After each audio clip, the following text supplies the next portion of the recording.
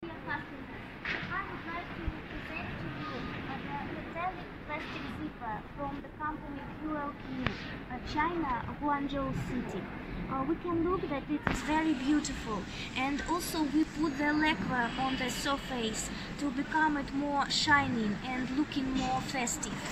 Also, we can compare that the zipper without lacquer and with lacquer, they differ so much because we can wash the plastic zipper with lacquer for the temperature 16 degrees, about 90 minutes. And if our zipper is not covered with lacquer, it will be broken for some time. It won't look as beautiful as earlier.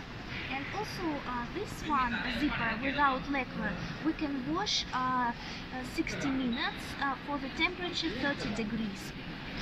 Also, we have different colors like gold nickel, black nickel, just nickel, and also I can say that we have different shapes of teeth, like for example corn teeth, standard teeth, and also Y type teeth. And also I would like to say that this zipper that covered with lacquer, we say shining film is covered with lacquer. We can wear it. It's like it resists 300 times, 300 ties.